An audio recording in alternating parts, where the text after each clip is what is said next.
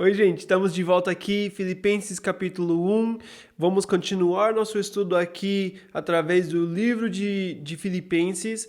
Fizemos a primeira parte de capítulo 1, agora hoje nós vamos terminar aqui essa segunda parte de Filipenses capítulo 1. Falamos sobre o coração de Paulo ao escrever essa carta, como ele escreveu com alegria, como ele tem um relacionamento muito bom com essa igreja, porque a igreja tem sido um encorajamento para ele.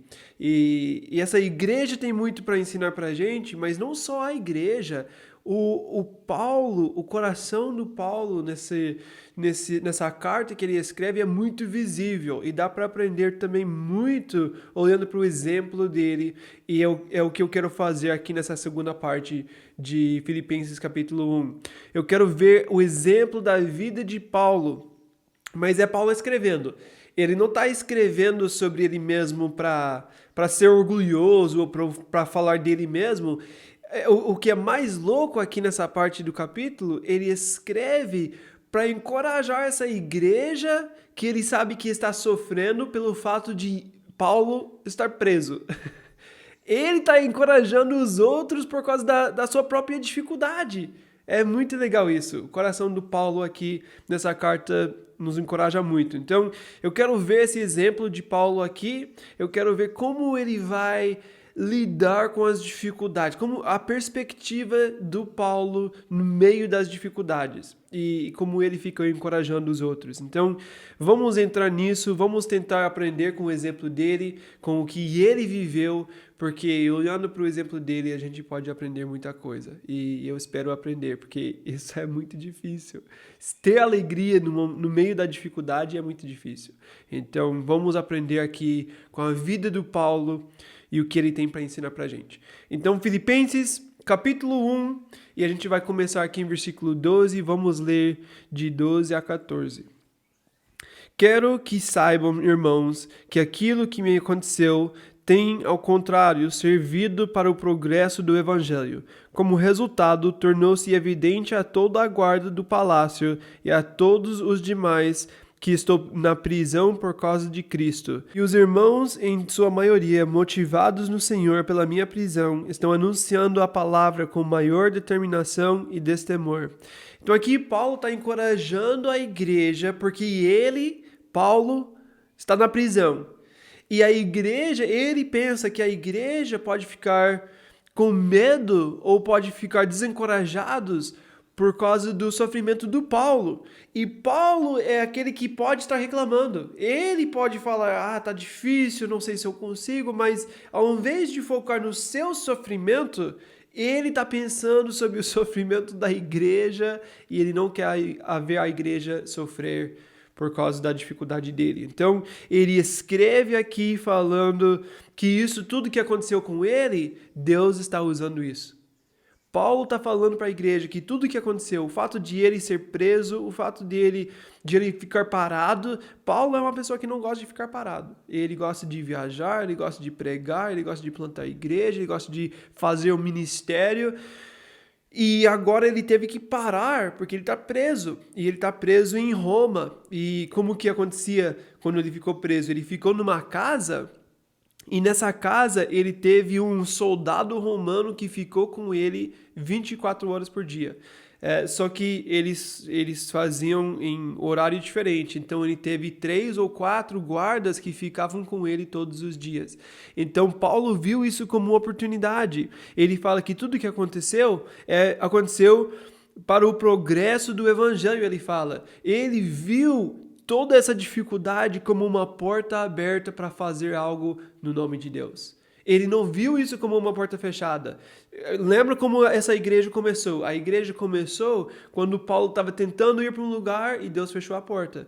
E Paulo aprendeu que Deus, quando ele fecha uma porta, é para abrir outra. Se Deus está fechando uma porta, é porque ele quer fazer outra coisa. Então, Paulo aprendeu isso e aqui ele pensa, não posso viajar mais, não posso plantar mais igrejas, não posso fazer o que eu gosto de fazer, mas o que é que Deus está fazendo? E ele não perdeu o foco por causa do sofrimento.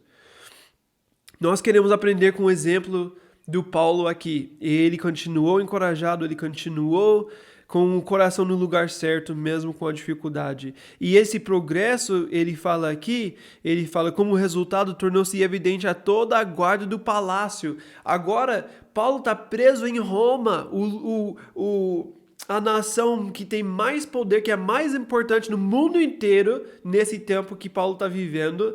E Paulo, ele tá preso, mas ele tem que ficar junto com uma pessoa da guarda do palácio o dia inteiro. Então Paulo pensa o quê? É uma oportunidade. Eu vou pregar Jesus. Eu vou pregar Jesus para essas pessoas que trabalham, que estão junto com os romanos todos os dias. Eu vou começar a mandar Jesus. Eu vou mandar eles como missionários. E agora toda a guarda do palácio está ouvindo sobre Jesus, porque Paulo ficou preso.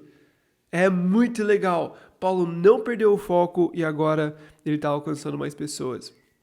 Quando nós temos dificuldade, nós sabemos que Paulo nos fala em Romanos 5:3, que nós podemos ter alegria no sofrimento, porque através do sofrimento Deus está produzindo algo em nosso coração. Então, nós temos alegria sabendo que Deus está fazendo algo no meu coração, na minha vida, mas nós sabemos também que através da dificuldade Deus está fazendo algo através de mim.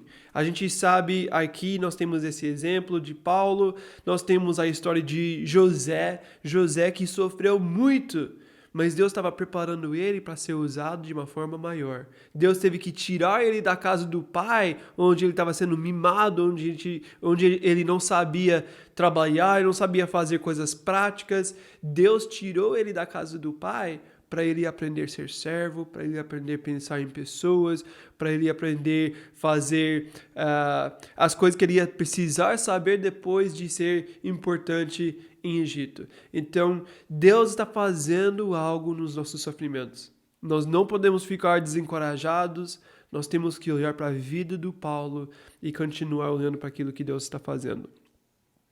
Então, ele fala também que a coragem dele encorajou os outros da igreja. Agora tem outros que estão pregando porque viram que Paulo foi preso e não parou. Isso foi um encorajamento para a igreja toda também. Então, Paulo está sendo um bom exemplo aqui, a forma que ele está lidando com a dificuldade. Vamos continuar aqui agora, versículo 15. Ele fala, é verdade que alguns pregam Cristo por inveja e rivalidade, mas outros o fazem de boa vontade. Estes o fazem por amor, sabendo que aqui me encontro para a defesa do evangelho. Aqueles que pregam Cristo por ambição egoísta, sem sinceridade, pensando que me podem causar sofrimento enquanto estou preso. Mas o que importa? O importante é que, de qualquer forma, sejam motivos falsos ou verdadeiros, Cristo está sendo pregado e por isso me alegro. De novo, Paulo mostrando que ele é maduro, que ele confia no plano de Deus, no cuidado de Deus. Paulo, ele está preso. Tem coisas que ele não pode mudar. Tem coisas que estão fora do controle dele. O que é legal é que ele não tenta mudar essas coisas. Ele pode mudar as coisas que ele tem dentro, né, entre o que ele tem alcance para fazer, mas coisas que ele não pode mudar, ele não tenta mudar essas coisas. Ele não tenta mudar as pessoas que estão pregando. Então ele fala aqui que tem dois tipos de pessoas que estão pregando o evangelho. Ele tem as pessoas que estão fazendo, no versículo 17, por ambição egoísta, sem sinceridade e pensando que podem causar sofrimento. Então tem esse grupo que faz com o coração errado. Esse grupo, eles fazem só para causar mal pro Paulo. E tem esse outro grupo, ele fala... Versículo 16, esses o fazem por amor, sabendo que aqui me encontro para a defesa do evangelho. Então tem um grupo que faz por amor, que faz porque querem mostrar Jesus, porque amam o Paulo e querem ajudar no ministério. Mas o que Paulo aprendeu aqui? Ele fala, eu fico feliz com os dois, porque Jesus está sendo pregado. Se Jesus está sendo pregado, está tudo certo. É isso que eu quero ver. Eu não preciso... pensar sobre o motivo, eu não preciso ficar preso na minha cabeça com esses pensamentos errados, porque Deus tem um plano. Se Deus tem um plano nos sofrimentos, Deus tem um plano com essas pessoas. Deus vai julgar as pessoas que têm coração errado e Deus vai usar as pessoas que têm coração bom e tudo para mostrar Jesus. Então eu posso descansar quando não tenho como mudar a situação. Vamos continuar aqui para a próxima parte. Ele fala: de fato continuarei a alegrar-me, pois sei que o que me aconteceu resultará em minha libertação. É interessante isso, vamos voltar para essa ideia. Graças às orações de vocês e ao auxílio do Espírito de Jesus Cristo, aguardo ansiosamente e espero que em nada serei envergonhado. Ao contrário, com toda a determinação de sempre, também agora, Cristo será engrandecido em meu corpo, quer pela vida, quer pela morte, porque para mim viver é Cristo e morrer é lucro. Então aqui nessa parte ele está falando sobre a alegria que ele tem independente das circunstâncias mais uma vez. A gente já viu isso no fato dele ser preso, a gente já viu isso quando ele fala das pessoas que estão ensinando com o coração errado, que estão pregando o evangelho, mas com o coração errado, e agora estamos vendo isso com sua própria vida. Ele fala, se é para morrer, se eu estou preso aqui, eu vou morrer no final disso, amém. Ele fala, eu sei que eu vou receber minha libertação, versículo 19. Eu sei que vai acontecer, mas talvez eu ser livre significa morrer. Se ele tem que morrer, ele vai ser livre. Ele não vai ser mais preso nesse corpo, nas dificuldades, nas coisas que temos que enfrentar todos os dias. Então é muito interessante isso. Libertação não significa que eu vou sair do meu problema. Às vezes, eu ser libertado de algo significa entrar em outro problema. Mas Deus vai usar isso para a glória dele e para o meu bem. E Paulo sabe disso. Então, ele fala, esse versículo 22 ou 21, ele fala, porque para mim o viver é Cristo e o morrer é lucro. Paulo aprendeu o que é importante na vida. Se eu vou viver, é Cristo. O foco da minha vida vai ser Jesus. Se é para morrer, amém, que eu vou ser liberto, eu vou ser livre, eu vou ter o que eu sempre esperava, que é a vida eterna. Então Paulo está feliz. Se é para morrer, na verdade ele quer morrer, né? Para ele seria melhor, seria mais fácil morrer, porque assim ele está livre dos problemas. Mas ele fala, não importa o que aconteça comigo, isso não vai mudar quem eu sou, porque o foco da minha vida é viver Jesus. E a única forma que a gente pode falar o que ele falou aqui no versículo 21, ele fala, porque para mim o viver é Cristo e o morrer é lucro, a única forma que a gente pode falar que morrer é lucro para a gente, é assim a gente pode falar a mesma coisa que viver é Cristo.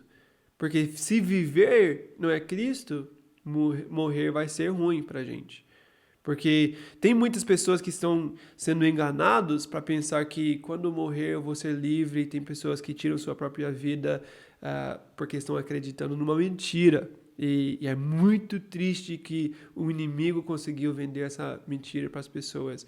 Mas para nós que temos Jesus, morrer é lucro, né? Porque a gente sabe o que vem depois. A gente sabe que nós temos vida eterna. Mas nós sabemos que se nós estamos aqui, é porque Deus quer fazer algo. Então aqui eu vou viver como servo, vou viver para a glória de Deus, vou viver fazendo a obra de Deus, viver a Cristo. Mas depois eu tenho toda a eternidade com Deus, sem sofrimento, sem lágrimas, com alegria sempre. Então o que Paulo aprendeu aqui? Nesses 3 exemplos ele aprendeu que Deus tem um plano maior do que o plano do Paulo. E ele vai confiar nesse plano. Paulo foi um bom exemplo. Ele continua falando sobre essa ideia de viver ou morrer. É engraçado um pouco a forma que ele fala. Vamos ler versículo 22. Ele fala, caso continue vivendo no corpo, terei fruto do meu trabalho e já não sei o que escolher. Eu acho que ele não pode escolher. Não sei. Eu não sei porque que ele está pensando que ele vai escolher viver ou morrer. Mas é interessante porque ele está vivendo um momento que ele pode morrer. Ele está preso. Ele está esperando o governo decidir se ele vai morrer ou não. Então, para ele, é a realidade dele. Ele precisa pensar sobre isso. Então, ele fala, se é para morrer, eu vou ficar feliz. Nem sei o que eu prefiro. Mas Não sei se era para ele escolher. Ele fala, eu sou pressionado dos dois lados. Ele tem pressão dos dois lados. Eu quero viver com Jesus, eu quero eternidade, mas ao mesmo tempo eu amo pessoas, eu quero ajudar as pessoas. Então ele tem pressão dos dois lados porque ele não consegue entender o que ele mesmo quer nessa situação. E ele fala, sou pressionado dos dois lados, desejo partir e estar com Cristo, o que é muito melhor para o Paulo, né? Contudo, é mais necessário por causa de vocês que eu permaneça no corpo. Paulo, a única coisa que faz ele querer ficar é porque ele ama pessoas. Ele tem muita dificuldade. Olha o que a gente viu sobre os sofrimentos de Paulo aqui. Ele tem muita dificuldade, ele tem muito sofrimento, mas o coração dele é ajudar aqueles que precisam de ajuda. Versículo 26. A fim de que pela minha presença, outra vez, a exultação de vocês em Cristo Jesus transborde por minha causa. Então ele sabe o que ele quer ajudar pessoas. O desejo do Paulo é ajudar pessoas. Ele está sofrendo, ele tem pessoas querendo usar o nome dele para fazer coisas erradas, querendo fazer ele sofrer. Ele foi preso, ele tem muitos sofrimentos, mas ao invés de reclamar sobre seus sofrimentos, ele viu as oportunidades e ele quer continuar amando pessoas. Quando eu crescer, eu quero ser igual Paulo. Não cheguei nesse ponto, mas um dia é o meu desejo ser como Paulo. Ele é muito maduro, ele conseguiu ter a perspectiva certa sobre a vida. Muitas vezes a gente não pensa dessa forma, mas ele é um bom exemplo para a gente. Agora ele vai falar para a gente, nesses últimos versículos do capítulo, ele vai falar o que nós precisamos fazer. E ele fala, vou começar em 27, vamos ler até o final. Não importa o que aconteça, exerçam a sua cidadania de maneira digna do Evangelho de Cristo, para que assim que eu vá e os veja, que apenas ouça a seu respeito em minha ausência, fique eu sabendo que vocês permanecem firmes num só espírito, lutando unânimes pela fé evangélica, sem de forma alguma deixar-se intimidar por aqueles que se apoiam a vocês. Para eles isso é sinal de destruição, mas para vocês de salvação, e isso da parte de Deus. Pois a vocês foi dado o privilégio de não apenas crer em Cristo, mas também de sofrer por Ele, já que estão passando pelo mesmo combate que me viram enfrentar e agora ouvem que ainda enfrento. Então Paulo agora no final desse capítulo, agora ele fala, vocês estão vendo o meu exemplo, a forma que eu estou lidando com essas dificuldades, agora eu quero que vocês fazem dessa mesma forma. Paulo viveu de um exemplo tão forte para a gente, que agora ele pode falar para os outros, vocês precisam viver dessa forma.